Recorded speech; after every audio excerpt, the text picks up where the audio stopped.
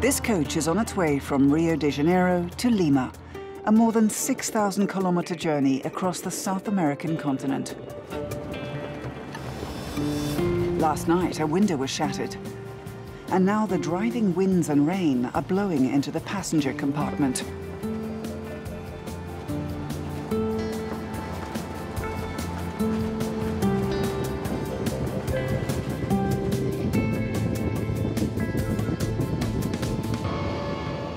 Some of the travelers have already spent 2 nights on the road, and the bus is 6 hours behind schedule as a result of traffic jams, detours, and now the broken window.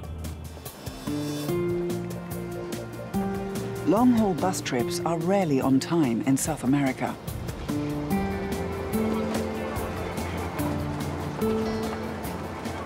The road, you cannot control it. You have to treat it like a friend. And when it's your friend, it will go with you whatever route you take, there and back.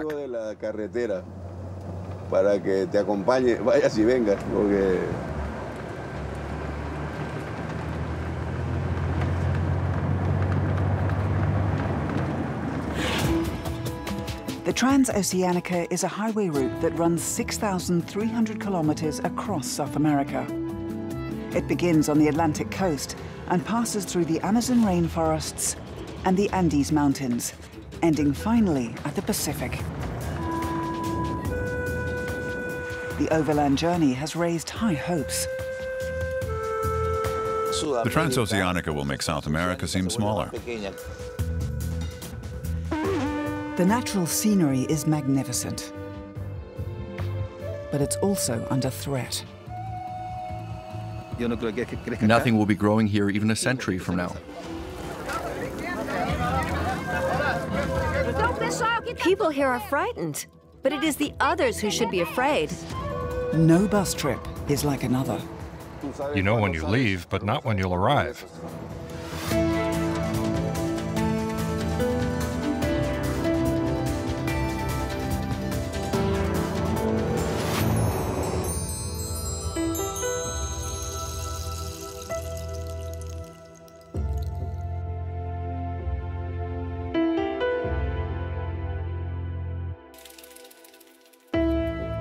The bus passes Chapada dos Guimarães National Park at the geographic heart of South America.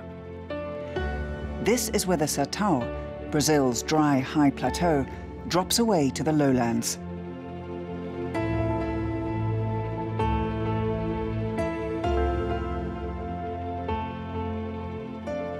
To the south is the Pantanal.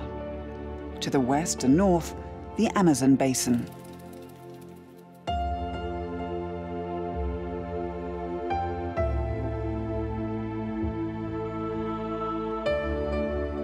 The mountain range stretches through the rainforest like strings of huge primeval lizards that look as though they might awaken at any moment.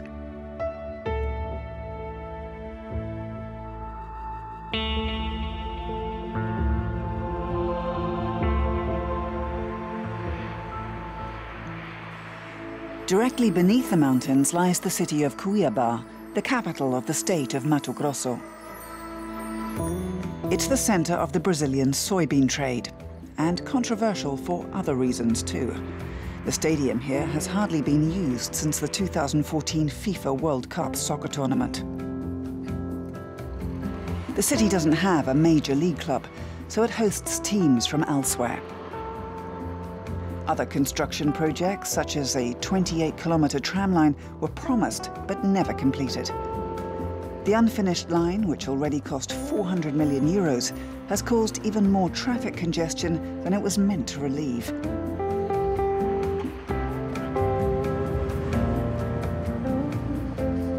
Commuters like Gelda Pompeu often have to drive several kilometers out of their way in order to cross the tracks.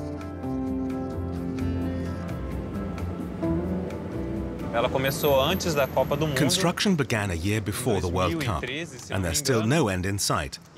I live nearby and drive along here often. This is one of the few roundabouts on the road. You can get to the airport from here. But if you want to go in the other direction, you have to go back that way first. só lá embaixo. Back that way, that's about 3 kilometers. A planning mistake. Or perhaps the money for the tram line was indeed embezzled, as many in the city suspect. Aqui tem até protesto. A protest was held here. Look, they put a dummy on the roof of one of the empty stops. Da espera do VLT. A lot of evidence of corruption was found. Esse processo e não vai acabar essa obra pelo jeito. They wanted to pocket the money and run. Houve muitas acusações, muitas evidências de... Investigations have revealed that much of the project was constructed without any planning at all. Constataram em uma investigação que boa parte da obra foi feita sem mesmo planejamento.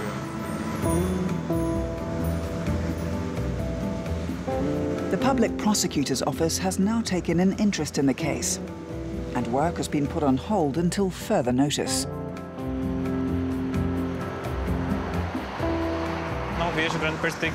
I don't think the tram line will ever be finished, nor do I believe in a bright future for the Brazilian people. Every day we see how things are getting worse instead of better. There are other serious problems too, with healthcare, education, and the few public institutions we do have are under threat. They're privatizing everything. In the future, everything will cost money. It'll just get worse. Passando para uma iniciativa privada, então não temos grande perspectiva de melhora.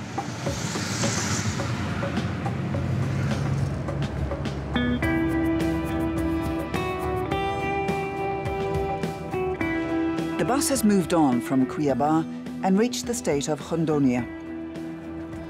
They've almost reached halfway point. From here, it's just 3,400 kilometers to the final destination, Lima, the capital of Peru.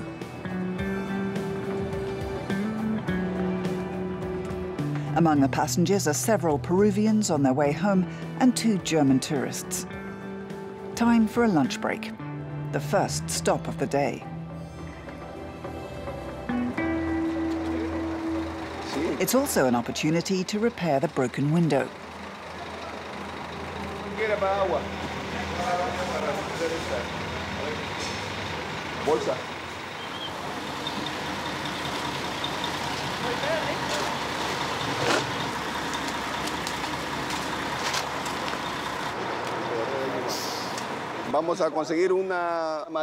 We're getting a plywood sheet, and we're going to fix it here on the outside.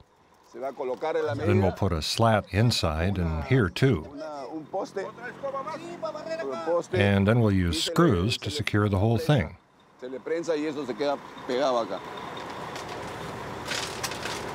The travelers take advantage of the free Wi-Fi to send off a few messages. One of the tourists, Fernando, even calls home to Germany. The time difference to Central Europe is just 4 hours. Meanwhile, a carpenter has arrived to cut the plywood.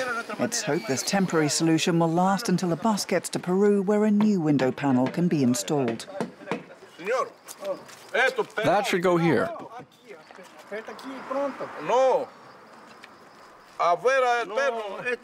No, look, there's still a gap here. You have to turn the board around. So how much time we're going to lose because of this window? That should go on the outside.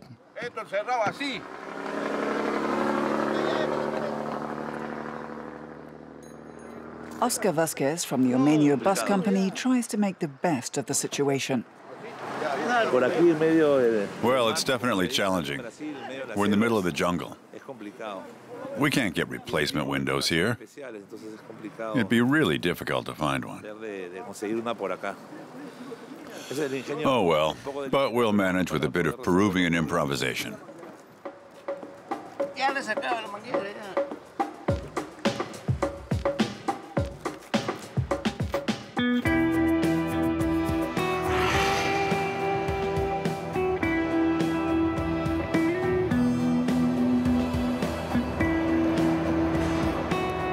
From here, the highway cuts through the middle of the Amazon basin. But the bus passengers see little of the rainforest. The land has been clear-cut and is now used to graze animals. There are 13 million cattle in the state. That's 7 for every inhabitant. Shortly after the repair stop, the bus reaches Cacoal, a city that emerged with the construction of the highway. The region's thriving agriculture is attracting more and more people, and the economy is booming, even in times of crisis.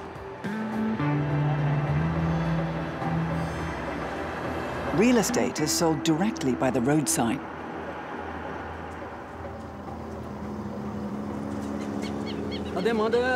Demand is high. A 60 square meter house costs around 70,000 real, with land 100,000. 100,000 real is worth about 25,000 euros. Cacoal has now 80,000 inhabitants, and it continues to grow. This highway in the state of Rondônia was constructed about 30 years ago. And with it came settlers, especially from the south of Brazil, and they brought their chainsaws. A quarter of the rainforest in Rondônia has since been cleared.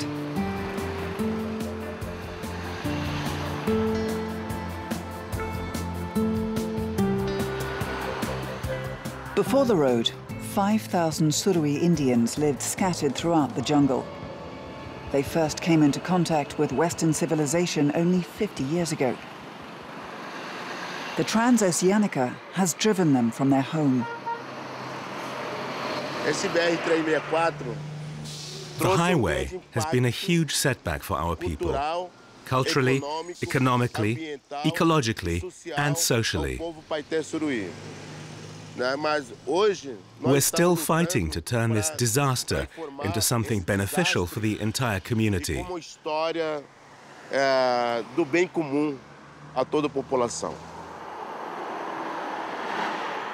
The first contact with the settlers in 1969 brought them to the brink of extinction.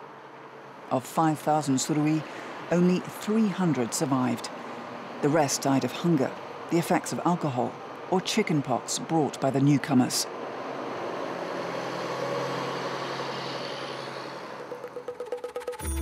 Today, around 1,300 Surui live on a reservation about an hour's drive from the highway.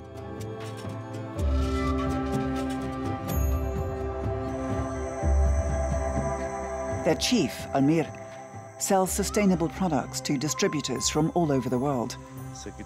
Today, a cocoa specialist from Germany is here to buy beans. The negotiations are still underway. Almir is particular when it comes to business partners.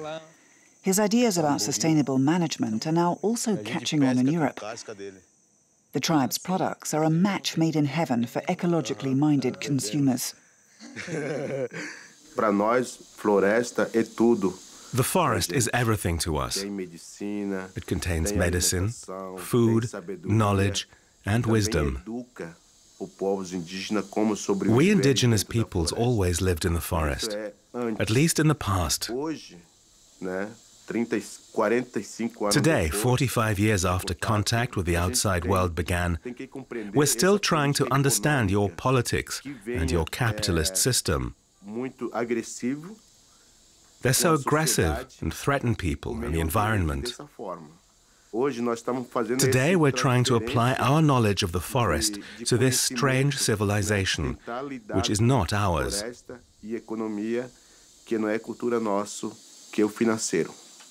Working with the Surui, I can see that some investors are honest and truly interested, and that's excellent, because there are things that can already be sold. At the moment, the Surui produce coffee, bananas, and Brazil nuts, and they'll soon add cocoa. Their primary source of revenue is the forest itself. One of their environmental services is trading carbon credits. The forests of the Surui naturally bind carbon dioxide, in surplus of the amount of CO2 emissions they are allowed to produce. Other companies can buy carbon credits from the tribe. The scheme still operates globally on a voluntary basis, but foundations and companies such as the internet giant Google have shown support for the program to demonstrate their commitment to climate change.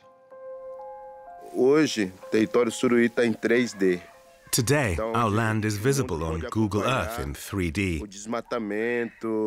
That makes it easier for the world to observe deforestation. The satellite images help us inform the government where illegal clearing is occurring.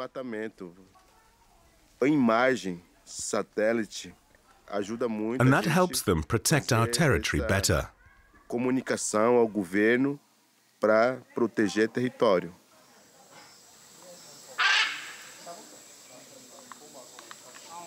Companies have to pay 10 euros per tonne of carbon dioxide stored in the forest.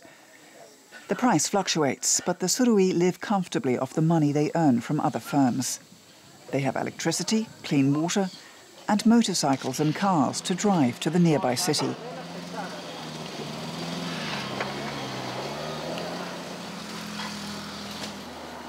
It's great for the Suhui, of course, but it's also like a blank check for large companies to pollute more, because they think we have our Indian tribe, which protects our forest. So it's a little difficult to gauge. But in the case of the Suhui, I think that in many respects, because they are so diversified, they've managed to avoid being exploited, so far at least. Sich nicht ausnutzen zu lassen, bis jetzt. At the moment, there is no global agreement that obliges carbon emitters to pay the guardians of the forests anything.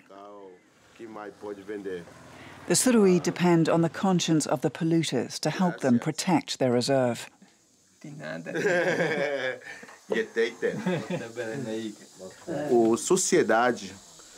A society that cuts down our forest is extremely short-sighted. It's hostage to capitalism. If it were to think about the future, it would settle for less now in order to have more later. Society would produce more sustainably. You can have social, economic, and ecological progress at the same time. The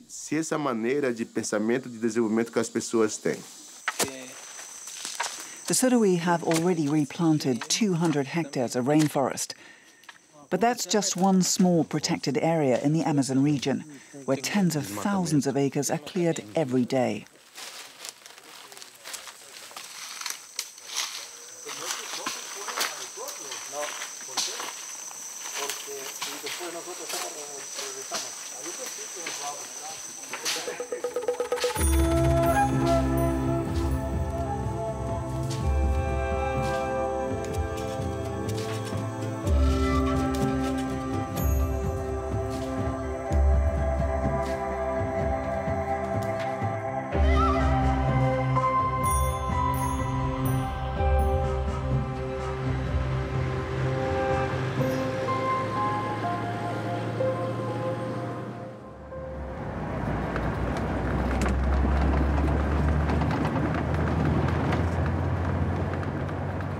The bus passengers have covered another 300 kilometers and are now 3,400 kilometers from Rio de Janeiro.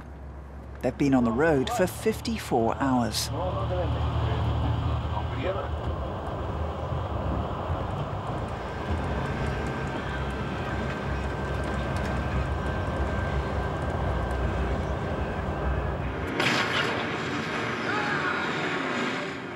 Time on the bus stretches like chewing gum that's lost its taste.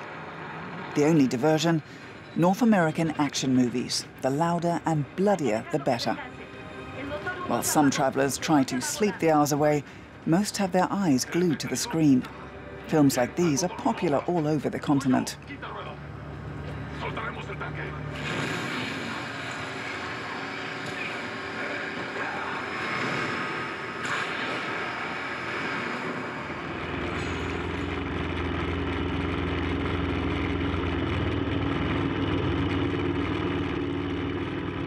But there's also live action to be found, like here in this loggers' camp. At the weekends, they meet in a muddy field to race their homemade buggies. They call them Jericos. I bet there's no crazier place than this. There are so many lunatics here, and they all build these wacky machines. I guess I'm crazy myself, because all I'm interested in are these Jericos. Car mechanic Marcos Pereira da Silva moved to Alto Paraiso for the races, and he's been making Jericos ever since. It goes without saying that he also races. And he's not the only one in the village who devotes all his time to the crazy contraptions. So what's the payoff? Recognition. The whole village pays tribute to the winners. In the past, Jericos were only used as utility vehicles in agriculture to transport livestock or grain. Then our mayor converted it into a recreation vehicle. He even organized the first Jerico race in Alto Paraiso. Everyone liked it, and then people started betting on the drivers. Back then, there was no such thing as social media or the internet to publicize the events. But it slowly began to take off. The second year, the festival was already a lot bigger.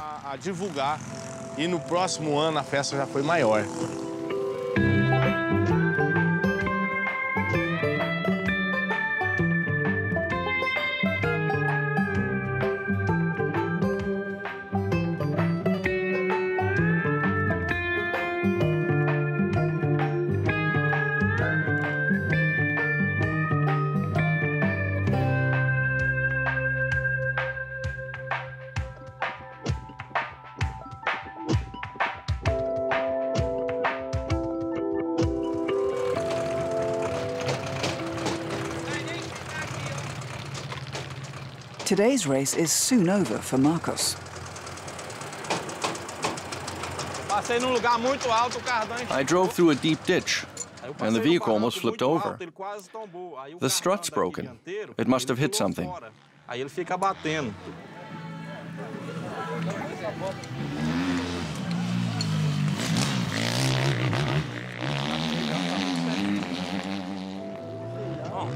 Problem solved.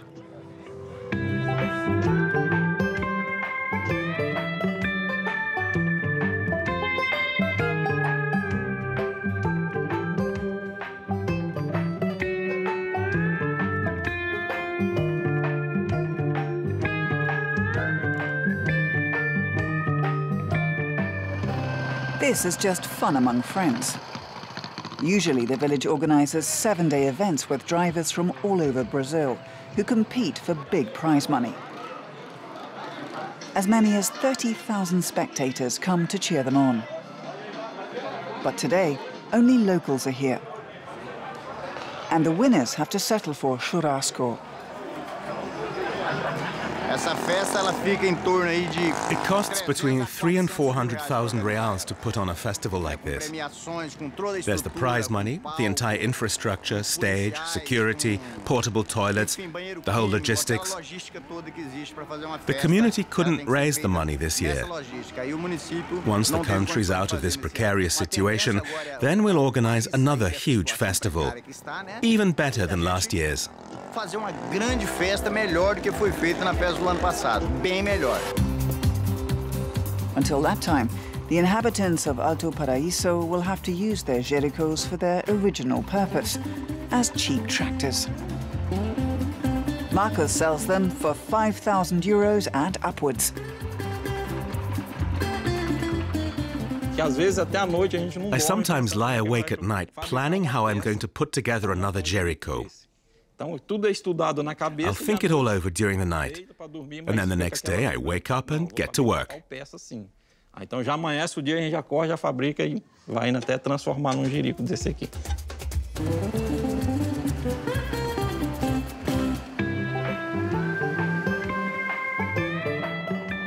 Shortly after Alto Paraiso, the bus passes the northernmost point on the Transoceânica, about 1,000 kilometers south of the equator.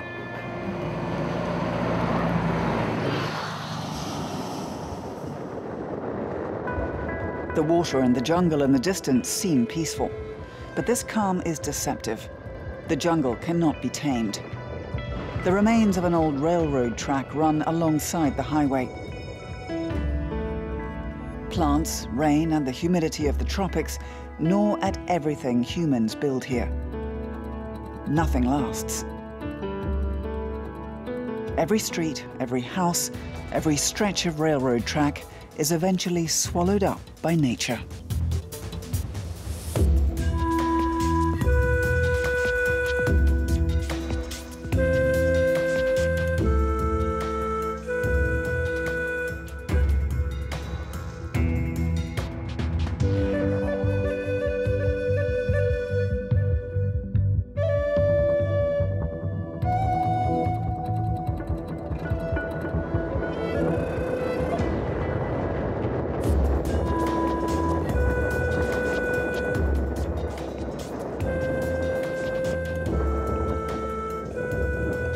The sultry heat of the tropics also weighs on a person's soul. It can dredge up memories that make them sad.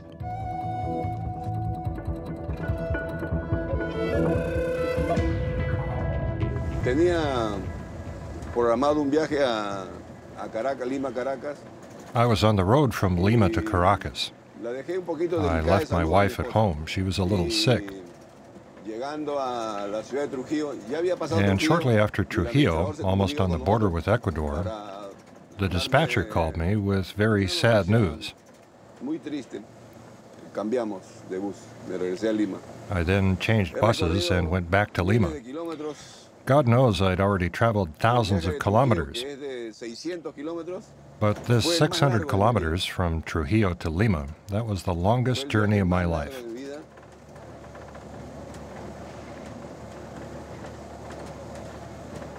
I didn't want to get there. I didn't want to know what had happened.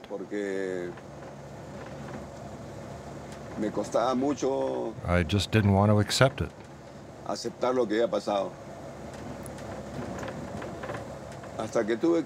But then I did arrive, and I had to face the sad truth that I had not been at my wife's side when she died.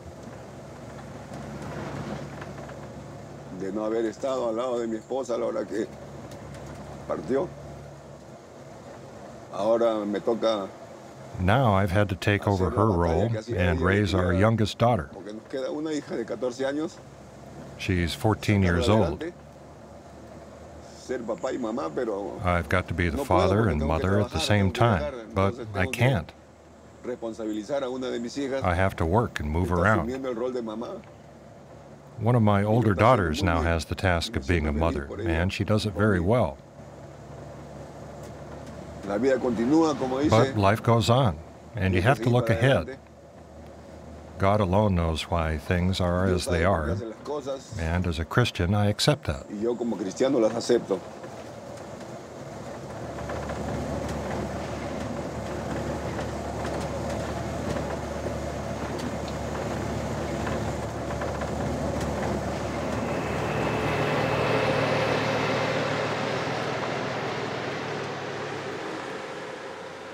At midnight, the bus reaches the Rio Madeira, a tributary of the Amazon. The bridge is still under construction. Coaches, transport trucks and cars all cross the water on huge ferries.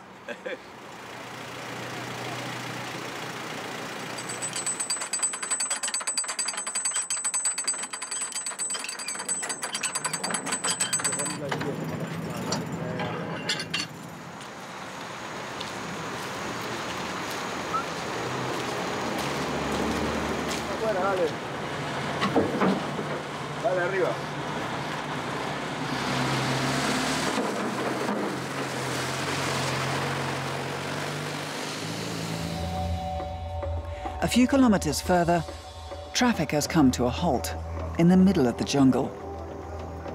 Barricades are burning in the distance. The highway is blocked.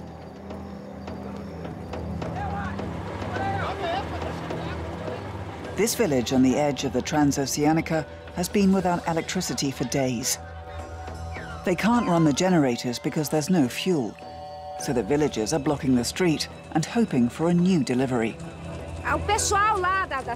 Those responsible, they simply take our fuel and sell it for 2 reais a liter to anyone who wants to buy it. Nobody cares about the rest of us.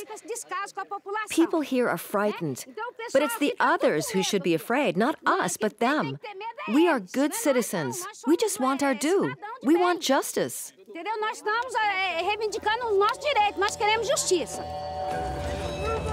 The bus passengers have landed in the middle of a conflict between a corrupt administration and powerless villagers who are doing what they can to fight back. Blocking the highway? What are they thinking? It's infuriating. They may feel like they've been overlooked, but they can't be allowed to block a highway. A few people get off the bus to talk to the protesters, including the 2 backpackers from Germany. One of them speaks fluent Portuguese.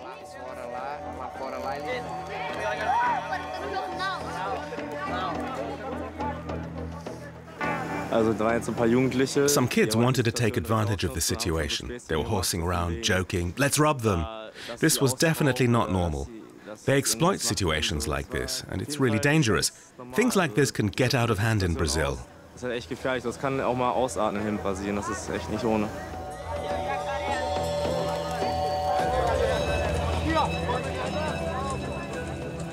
The villagers celebrate their small victory, but the bus, meanwhile, is stuck in the middle of nowhere. Oscar Vasquez Solis decides to go back to the bus. The drivers will take turns keeping watch while the passengers sleep.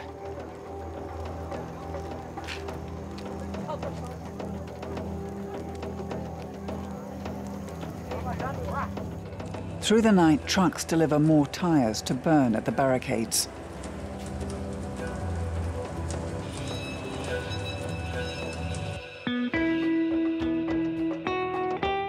The village is called Vista Alegre do Abunã, and it has just 4,000 inhabitants. From here, it's another 500 kilometers to the Peruvian border. The next morning, the situation has deteriorated further. Even more locals have joined the protest.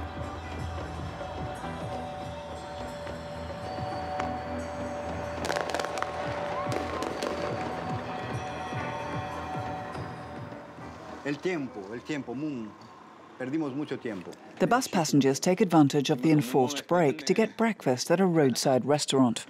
Look over there. They let an ambulance through. We could try that too.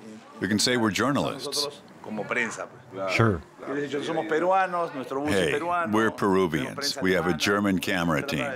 They'll let us through. That reminds me of Mejio and his bus in Colombia. He said, "What do I have to do with the problems of the FARC? I'm Peruvian. I just want to eat lunch there." So he jumped the queue. The commander of the guerrillas let him through. He said, "Push the barricade to one side, let the bus drive into the middle. All the passengers out." Then they threw 4 hand grenades into it, and the bus burned out completely.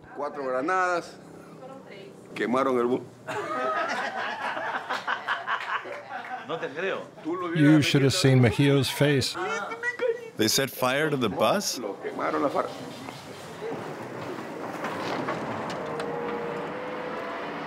Suddenly, things get moving. A forklift truck clears part of the barricade away. The Peruvians decide to seize the opportunity to move on.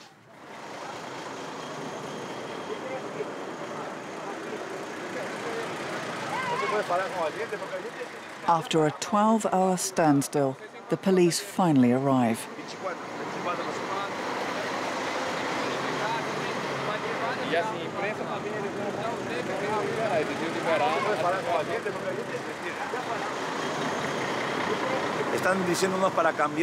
They said we should change buses and board another one on the other side to continue the journey.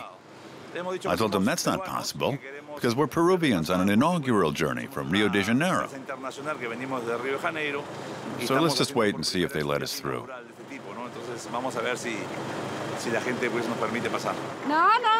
No, we want a resolution. So far, not one of those responsible has shown his face.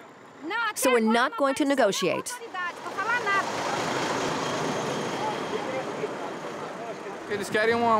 They want a permanent solution.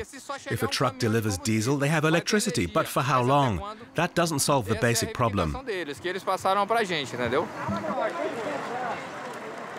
The inhabitants of Vista Alegre do Abunã are prepared for a long standoff.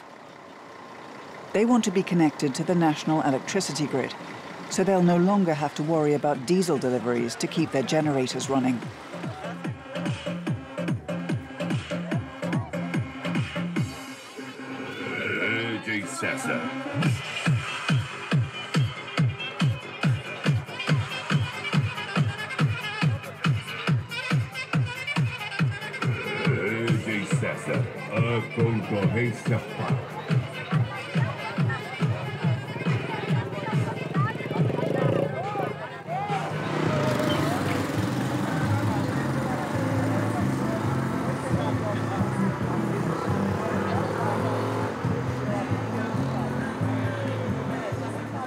Most of the bus drivers in the queue let their passengers off and turn around. Daniel Mancia also decides to drive the bus back to a small service area about a kilometer away. There's a hotel, restaurant, and showers. Everything. And beer, too.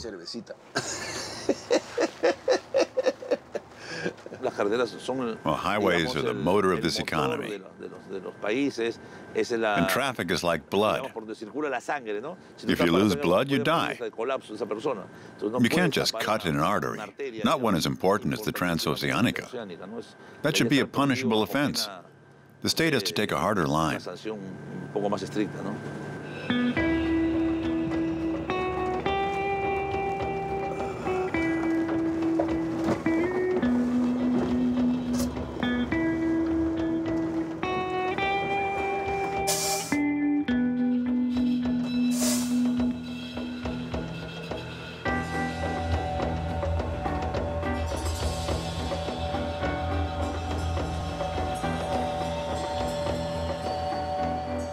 The bus is now an entire day behind schedule. At the service area, the passengers take advantage of the available Wi-Fi to inform their relatives.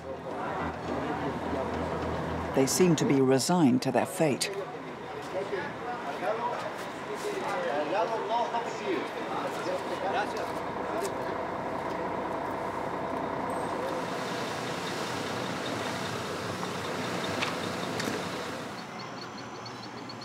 It's evening and nothing has changed.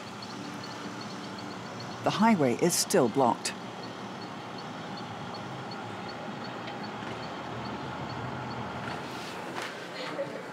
By this stage, the German tourists are fed up. I'm feeling pretty stressed out and exhausted. It was a rough night. We slept on the bus without air conditioning, so it was stuffy and hot. Everyone was sweating. It was a really stressful situation. You just want to get where you want to go. We should be there already. We're so close to the border, and yet so far.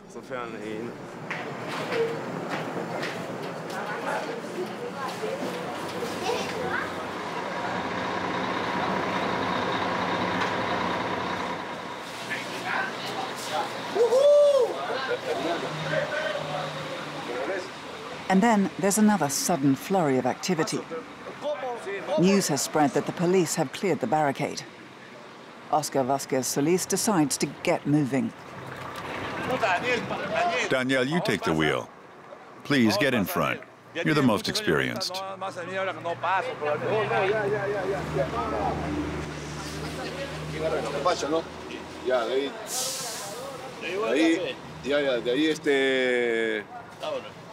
Where's Laura?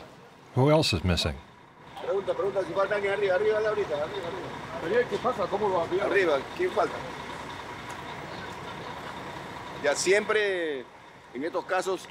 The police won't allow this for more than 2 days. Then they'll clear the barricade.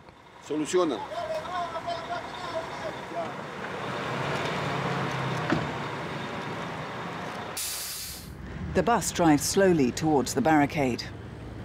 But many trucks stay where they are. They're not convinced the road is clear. No, they're driving around it on both sides. Oh, I think we'll get through. Drive closer, closer. Let's hope they don't throw another tree trunk in the way. But the highway is indeed open. The police have cleared the blockade and the generators are running again. Lights can be seen shining in the village. The people of Alegre de Abunã have apparently gotten their way.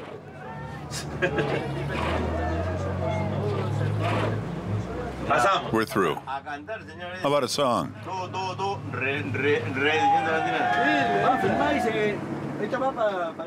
Everyone's relieved to be back on the move.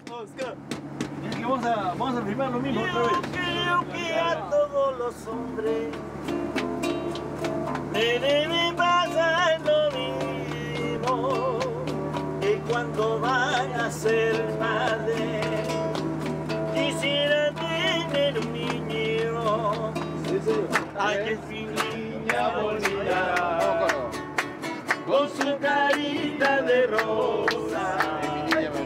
Ay, mi niña bonita. Cada día más preciosa. Ay, mi niña bonita. Y ya de nadie que ay, mi niña bonita, mi niña bonita, con su cariño de abreo, mi niña bonita.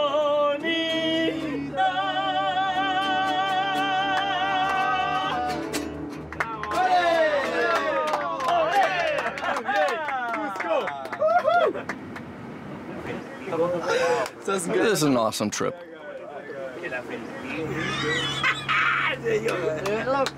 Johan, por si acaso, señorita, aquí tenés todos los días.